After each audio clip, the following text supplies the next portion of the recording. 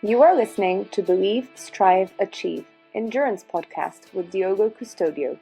If this is your first time listening, then thanks so much for coming. Get ready and enjoy the show.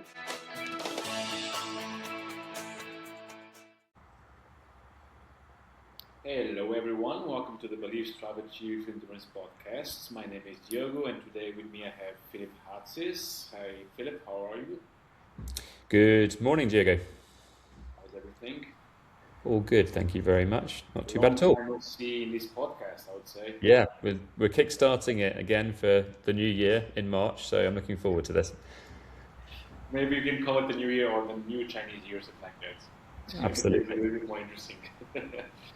Anyway, we are back in the new format of the podcast, not just with the audio, but also with some video and some clips that might be quite interesting for those who are watching and listening to us. I'm not going to do any kind of interview or any kind of questions to you. I think we're going to do things a little bit different this time. We're going to discuss a few subjects that we think are important in the triathlon world and community. Philip and I have been discussing a few subjects that people talk about and want to see and listen to be discussed. I don't know, Philip, if you want to start with one of them. Well, I guess the main topic that we're going to try and cover today is the one around why consistent training for some athletes just doesn't lead to continual improvement. So the main topic will be looking into some of the ideas around what does training consistently mean, and then how do you translate that into genuine improvement, and what are we actually looking for there. So we'll hit that as our main topic, and then the focus for at least the first bit, we've scoured our athletes' feedback and come up with sort of 3 or 4 questions which are also being asked at the same time. So we thought we'd jump in and answer some of those questions as a quick fire round as best we can do, just to kind of get some of that information back to you guys, as that's kind of what's being asked at the moment by athletes. Yeah, we always hear the saying that consistency is key in triathlon. But some athletes don't see it that way, I would say. Why do you think it's like that? Yeah, well, let's explore that a little bit later on.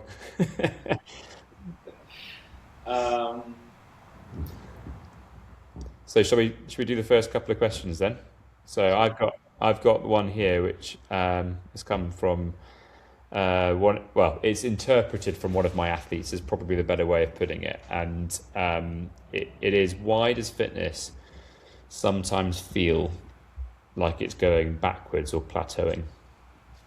So that's the question that's raised, and I guess for this time of year, that's quite a common feeling for athletes. Middle of what would be classically a build phase, to the spring going in the northern hemisphere, training's picking up, the weather even in the UK is looking a little bit lighter, a little bit nicer as well, and suddenly people are doing a little bit more, feeling a bit better, feeling the pressure of races coming along, and they feel like they're moving backwards. So why does it feel like that is the question that's posed.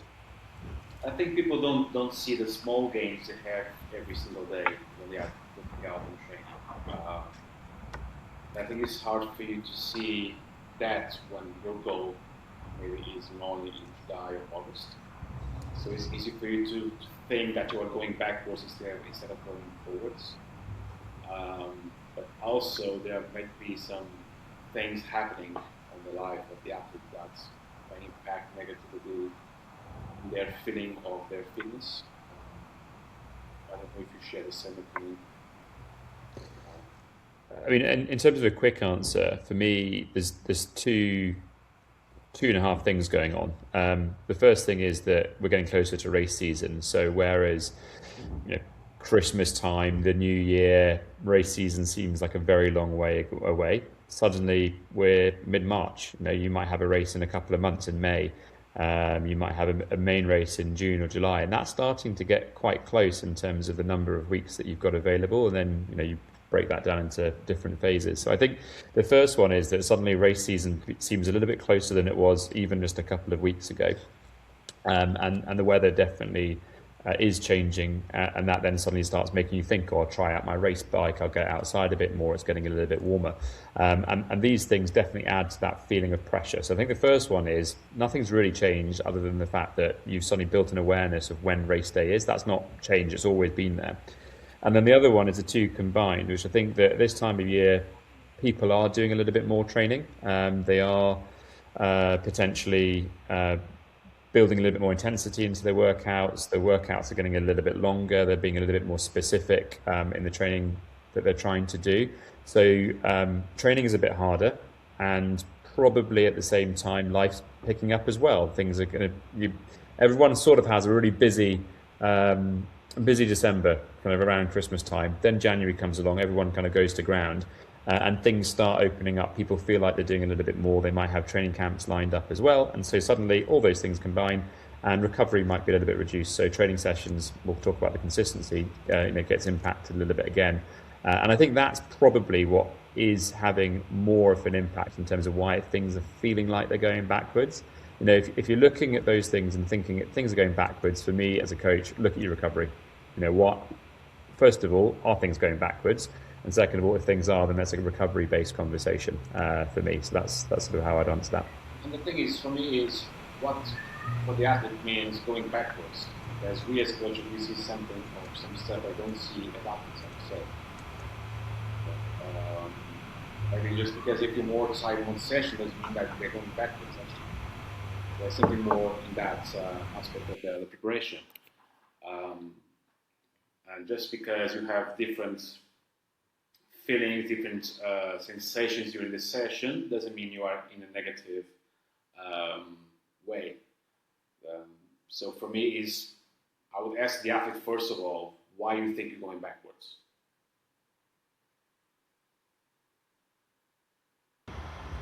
Fair enough. And depending on the answer, then we can analyze it as well. But yeah, in terms of the time of the season, we are in March. Some of the athletes I coach here have started racing it already, and they start to see some results from the winter they had. Although my main core of practice are actually plays in a very warm place, so the winter is not as cold as ours. But of course, there are some things that we as coaches we realize and we see that actually is not the way you feel. It's slightly different from the perspective. Yeah, I think that point around how things feel versus what was actually going on is also a big part of that as well. Speaking of recovery, that you said, in terms of recovery, what you are doing in terms of recovery, are you sleeping enough? Or is your sleeping pattern? How many hours are you sleeping? Are you uploading yourself? Are you eating properly? So there's a lot of stuff that can happen and affect daily phases of your. And I think that feeds really nicely into the second question, which is, how do you know if your training is actually working? And as a coach, we deal with busy athletes all the time. Triathletes are even more busy because they decide to add a long distance event, endurance event, anything from a few hours or an hour to a few hours to many hours. So you've got endurance, which is a volume-based training program, and then you have people trying to do maybe 3 sports in triathlon, and life goes on at the same time. So how do you know if training is actually working? For me, really straightforward. If you are healthy and your motivation and mood are still good, and you're doing the training sessions that's going ahead, that is definitely a sign that training is working. Because if you were feeling low mood, motivation was a bit low, didn't have that kind of get up and go, then probably something is a little bit too much. And so therefore you're not going to be finding that balance in your training, and it's not quite integrated properly with how your life is working. So you need to acknowledge that a little bit and improve that balance. So I think if you're training, that would be the big kind of both red flag if it wasn't, and then the big green flag if it was, is that if you're feeling motivated to do more and you are doing training.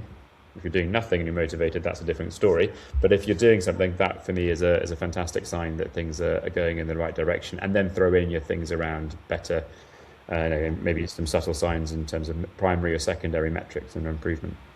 I agree with you, but then you have the athletes very worried about when one of the sessions didn't go well and they are slower than they were 2 weeks before. What do you say in that situations? Just because that session was better than this one doesn't mean that you're not doing well, and doesn't mean that your training is not actually working. A session is just a session. They have to go and see long-term, not just short-term performances. That's how I actually see things. Just because today you don't feel as strong as you were last week, doesn't mean that you are not better than you were a month ago. And then you can see in terms of data how things are. But of course, the psychology side of the things play a huge effect on the athlete as well, and the way we can see things. Yeah, that's a good point, because you've got your physical improvement, i.e. physically getting stronger faster. I mean, that's the Olympic motto, higher, faster, stronger, I think. And then you compare that against your psychological improvements. And the two hopefully are in parallel, but they may not be. And that's definitely worth highlighting, that you could be psychologically better than you were, or be carrying more psychological load than you were beforehand, and that in itself is a training improvement, but you may not necessarily pick it up, and that's definitely going to be very, very difficult to tease out of any training metric, primary, secondary, or even tertiary, but that's definitely where a conversation with a coach with a bit of perspective would be really valuable. Yeah. We have to keep in mind that we are working with athletes who are not professional in the sport. Their life is just not triathlon. Although triathlon plays a huge part of their lives, at some point it plays more maybe than it should. But these athletes, they have other things happening in their life, their daily life, that can affect how they see things, how they react to the training load, how they even react to the fatigue and to the recovery. For us as coaches, this is something we always have to keep in our mind, that these guys are not professional. So maybe sometimes we have to judge things according to the life they are living at that moment. You're sedging way.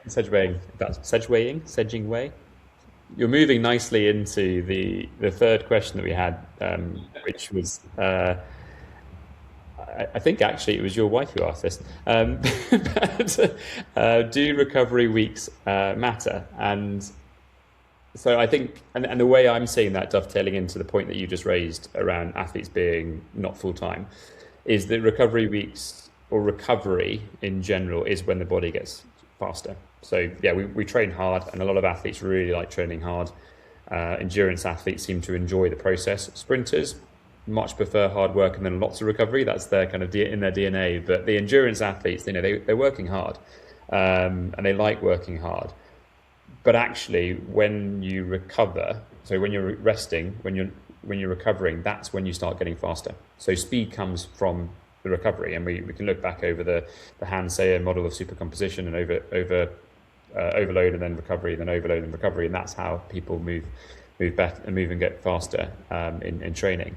So recovery weeks really do matter, but this is where I think it gets really interesting from an athlete who's busy, because a recovery week for a professional athlete will be awesome. They'll be chilling, feet will be up, they won't be doing very much.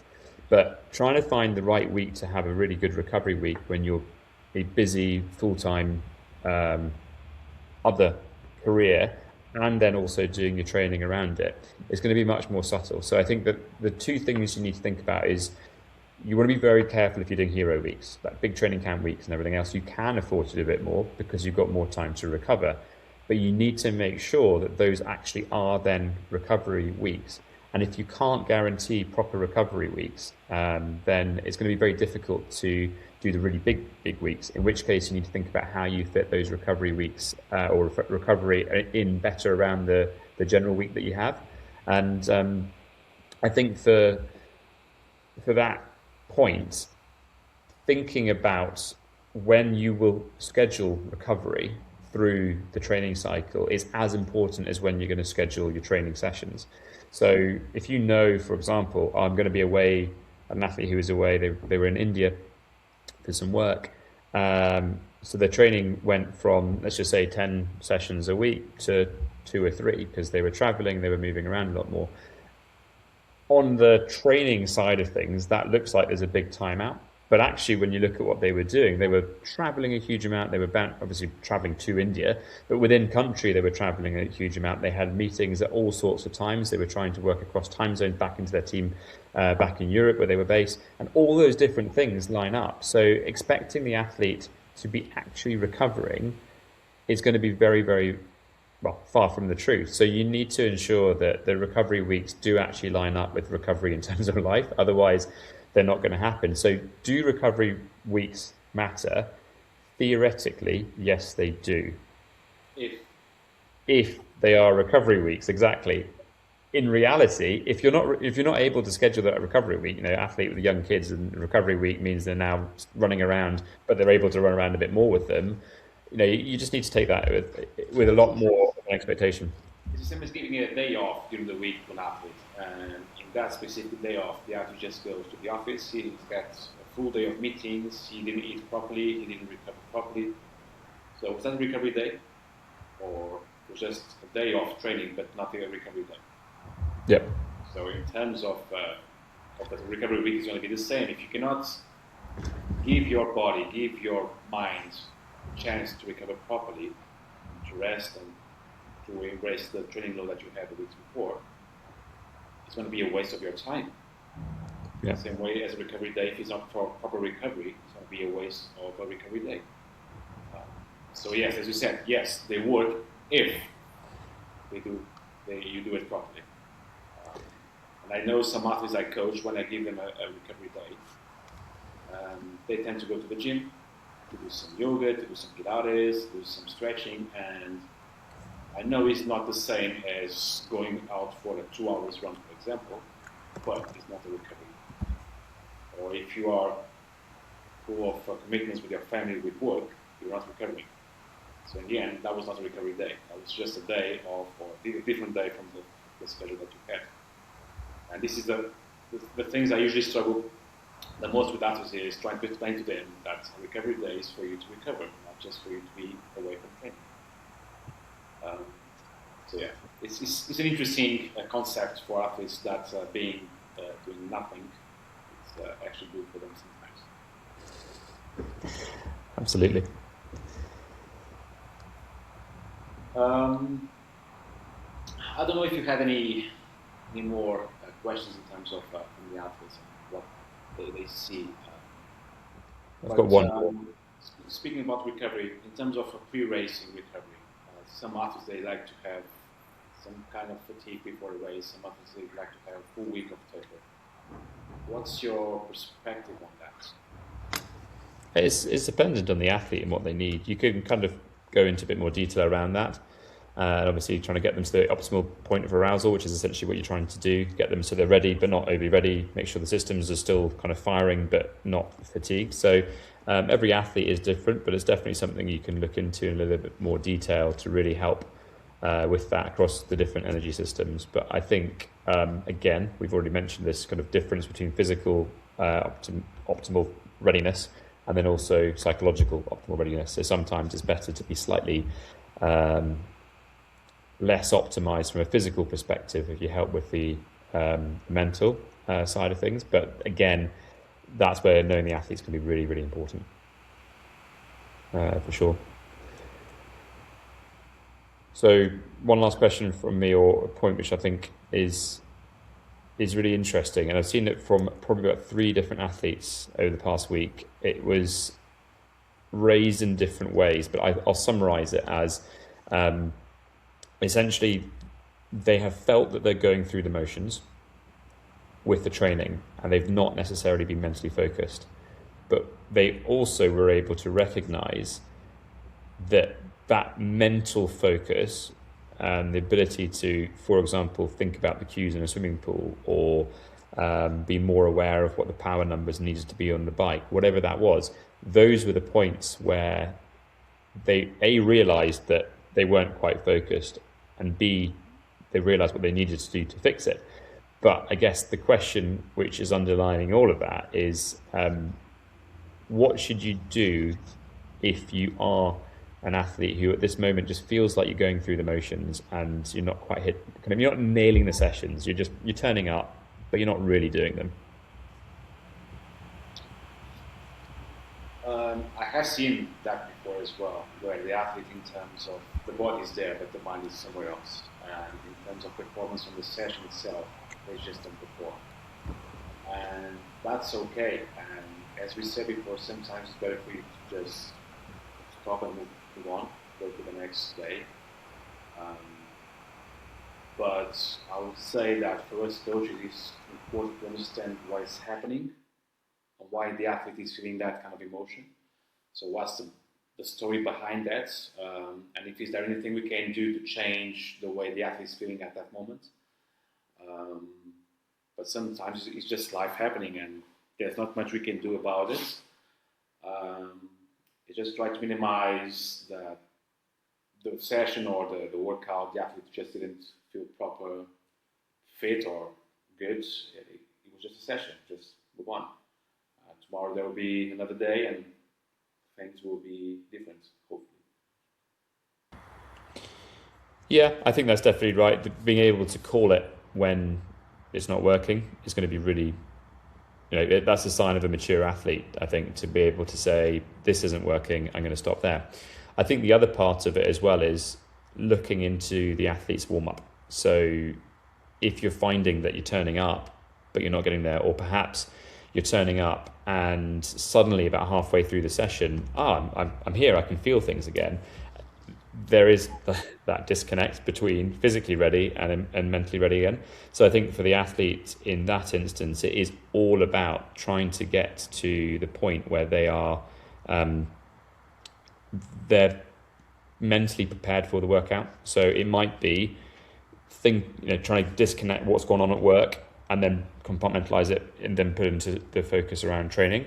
It might be you kind of waking up really early, jumping straight onto a bike. Just give yourself an extra 10 minutes to have a slightly slower start, but get you into the session, because that 10 minutes of just a bit of a slower start, maybe having a cup of tea or a coffee first thing, then kind of settling into a bit of activation and then jumping on the bike. Those 10 minutes aren't wasted. You may not have the time to do a full hour's workout, but instead of doing the 10 minutes, not really focused on everything at the beginning, you're going to hit those first intervals much better. So I think that for me is a big thing. So if you're an athlete at the moment who is feeling like they're turning up to sessions, and that could be continual tiredness, which is kind of where you were going with your point. But if it's a bit more of just distracted and getting settled in a bit more, just think about how you're preparing yourself before you turn up to the session, and then go. Are you leaving everything else at the door, so to speak, and then jumping into the workout, whatever it is you're doing? Or do you need a bit longer before you really start nailing it? And that could be a big difference in terms of then how the session goes and how you feel like the session's gone, which will then go back into your mood. Your activation goes into a kind of wider sessions sometimes feel like things are going backwards, which is a nice full circle. Yeah.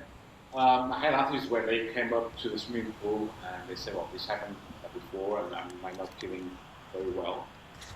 My answer is just give it a go and see how it goes. And after a while, they're great. They're doing a great session. And some others, they just don't cope with it. And that's our job, to call it a day, and then some of the athletes home, or just try to see if we can do something different for them to improve. But yeah, as you said, I always give them a chance to see how things go. Then depending on how they behave in the session, we see what's the best option to do. Excellent. Should we move on to our main meaty topic today, which is sort of why triathletes, endurance athletes really, can train consistently but don't actually improve? And we've definitely touched on some of the themes, I think, that within those areas. So I think the first, let's just define this a little bit more first of all. So Diogo, could you explain from a coach's perspective what you see when an athlete says or feels that they are training? So what is training consistently, and then what does that mean in terms of not necessarily seeing improvement? Let's just try and clarify what we're talking about there from a coaching perspective. I would say, first of all, how have been the previous weeks of training. I would see how the athlete has been going in terms of sessions itself, progression of the sessions, for how long the athlete has been training, how has been the recovery as well, because consistency in training is one thing, and then being consistent in recovery is, as we spoke before, is a different thing. And they are both together, and they go together in order to perform. But I always try to see how has been the progression in terms of the training itself, because you can do the same sessions every single week and you're not going to progress. You will progress until a certain point, but you have to change and you have to increase or do some priority in terms of the sessions and work some other stuff in your preparation. So I will have to see, first of all, how has been the past of the athletes in order to see what the athlete has been doing. I'll ask a few questions in terms of how is the routine, how is the family routine, recovery as well, nutrition, hydration, how is everything, and then try to understand why the athlete is not progressing from now on. And when you say not progressing, what are you... We've already mentioned that athletes sort of saying, I'm not getting better, but what are you looking at from the coach's eye when someone says, oh, I'm not improving? You've already identified, said we'll look into different areas of the athlete's life, but what are you saying in terms of looking for them and someone saying they're not improving? I have one. I'm going to give you an example of an athlete I coach. He's been saying to me, I'm not progressing on the swim. I've been doing 3 swims a week. I'm not feeling I'm going faster. I'm not progressing. And the truth is, she's getting less tired on the water. So that's progress.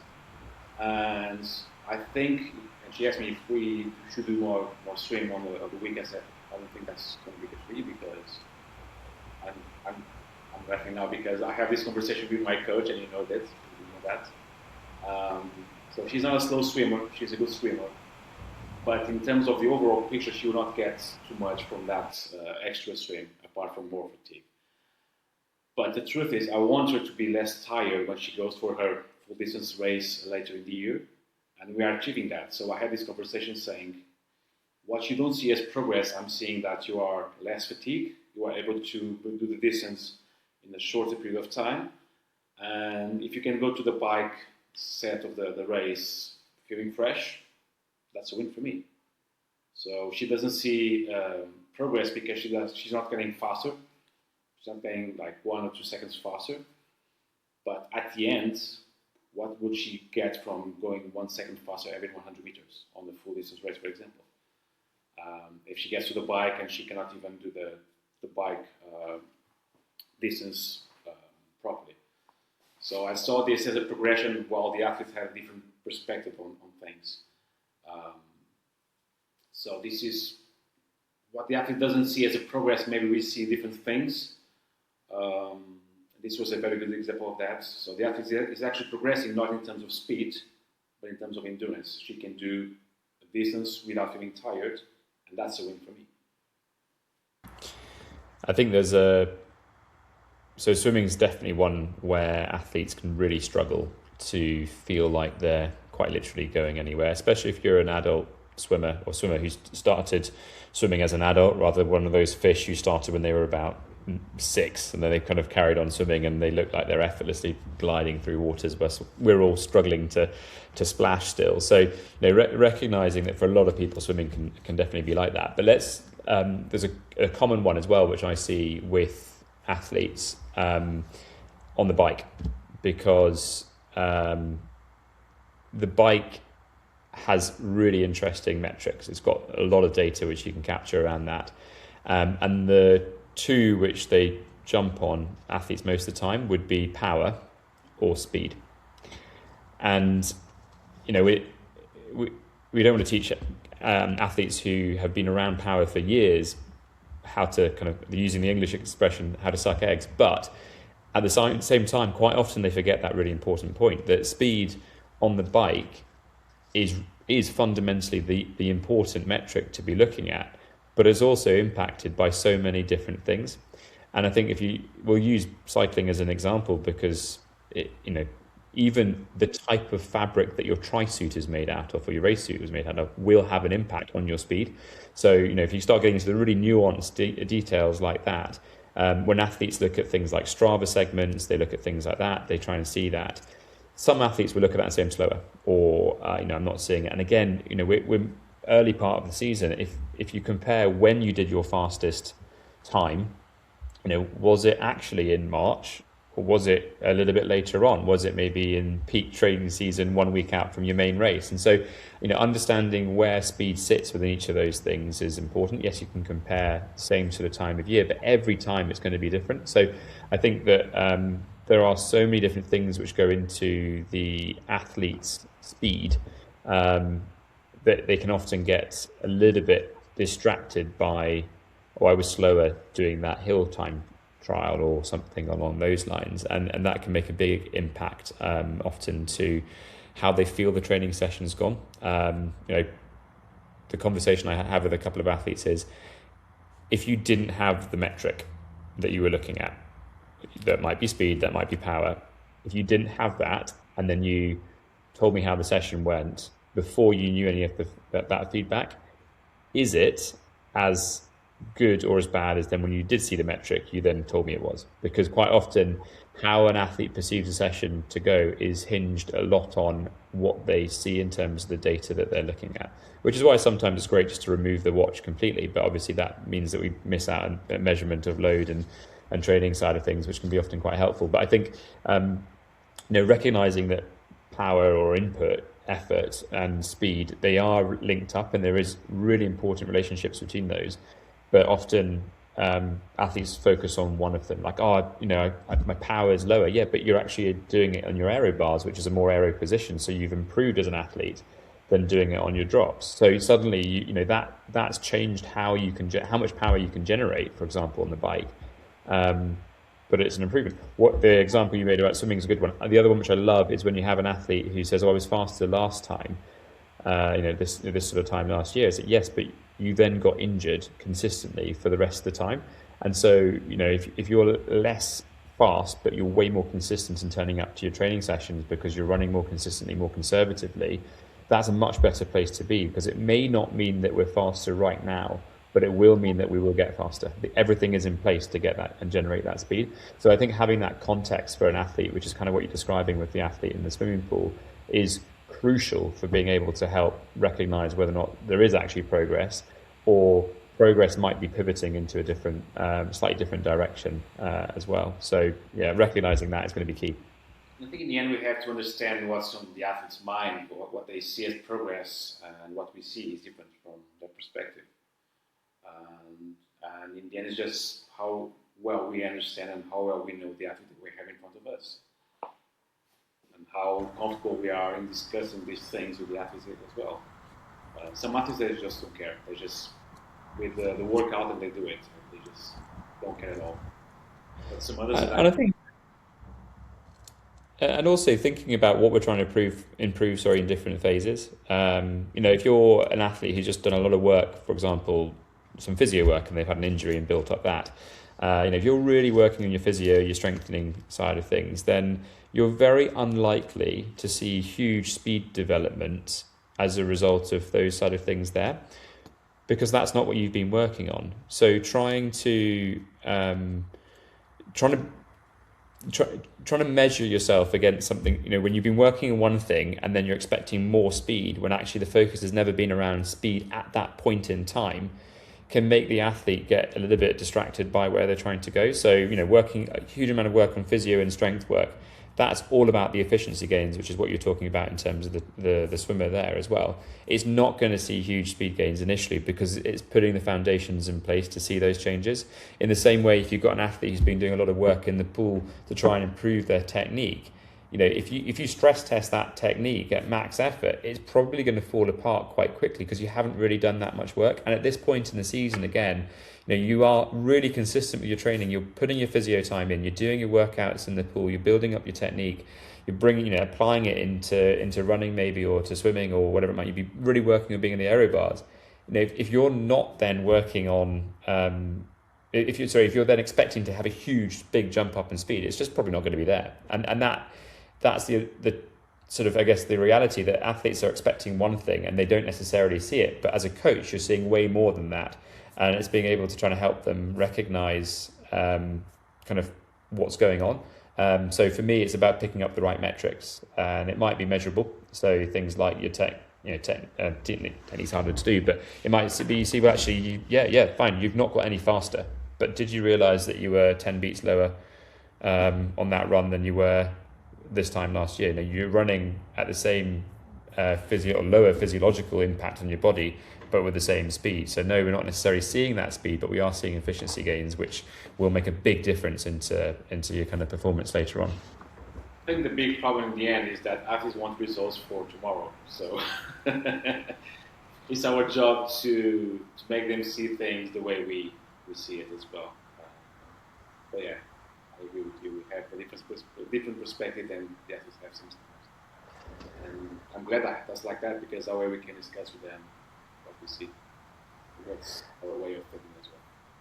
And I think that the other, if we think about a couple of the other things which athletes can sometimes do, especially if they're less coached, so if they're doing their own plan or they're doing their own thing, this time of year can be really exciting.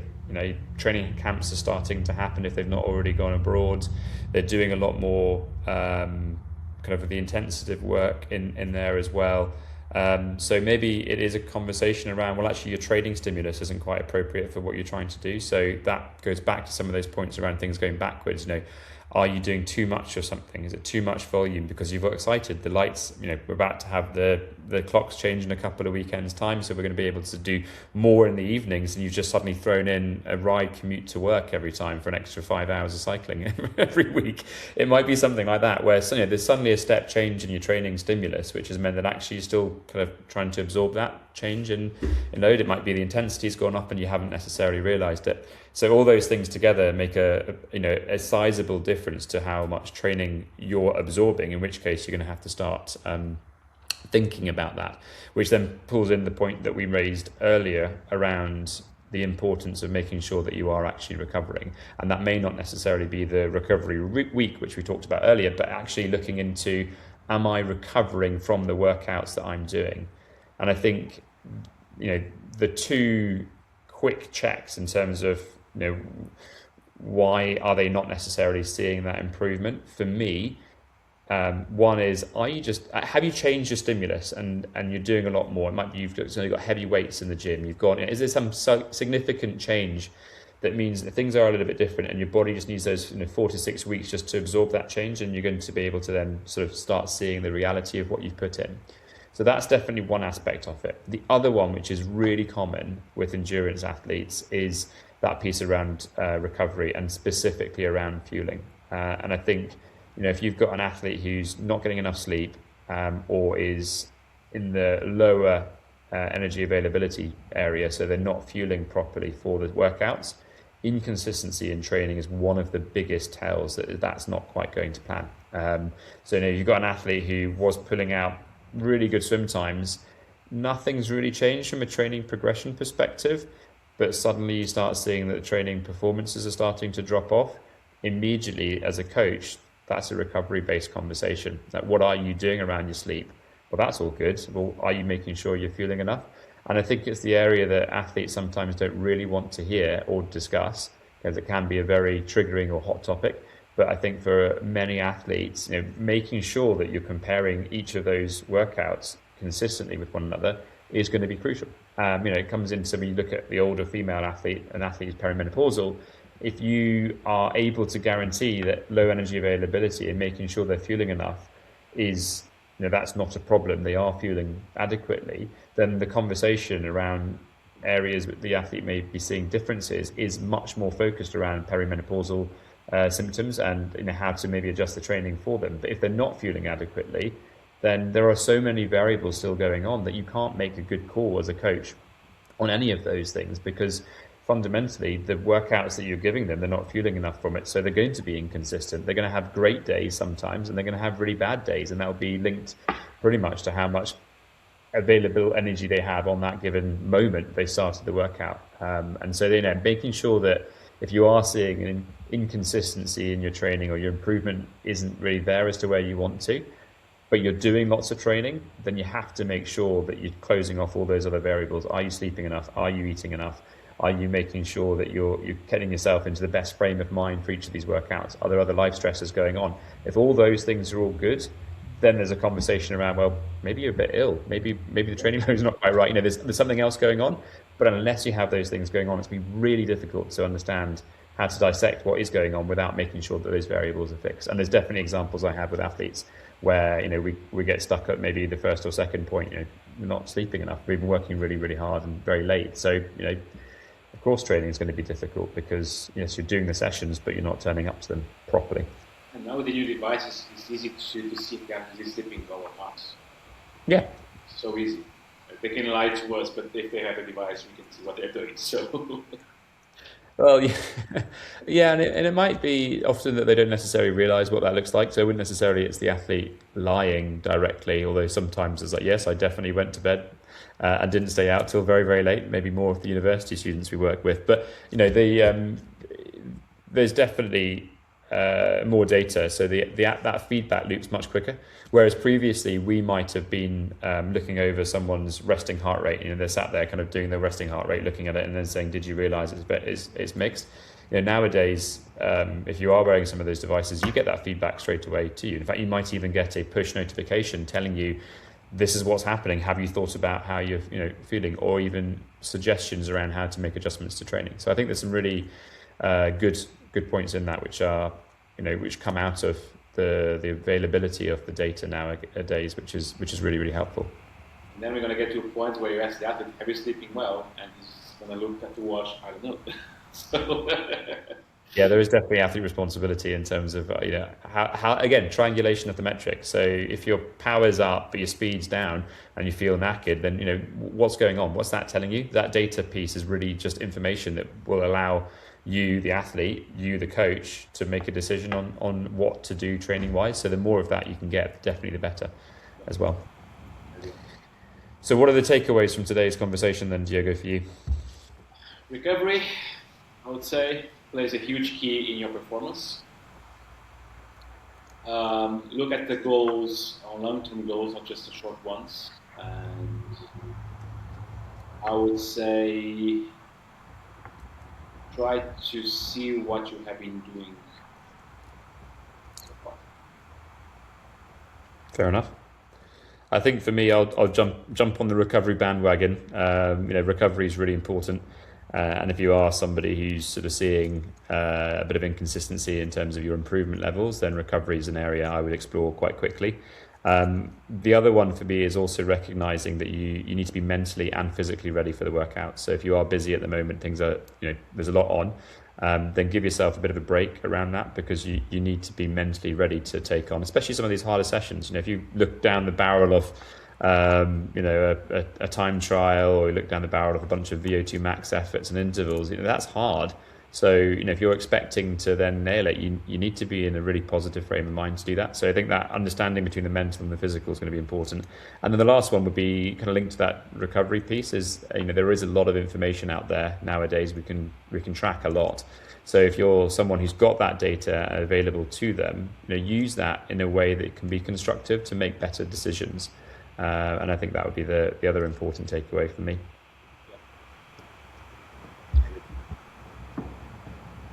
That's it from us today. I'll see you guys next week. Thank you very much, Diego. Thank you, Philip.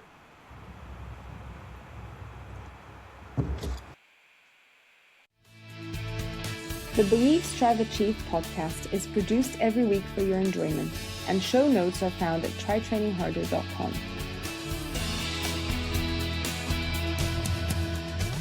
Come back often and feel free to add the podcast to your favorite RSS feed or iTunes. You can also follow us on Twitter, Facebook, and Instagram at trytrainingharder. Thanks for listening.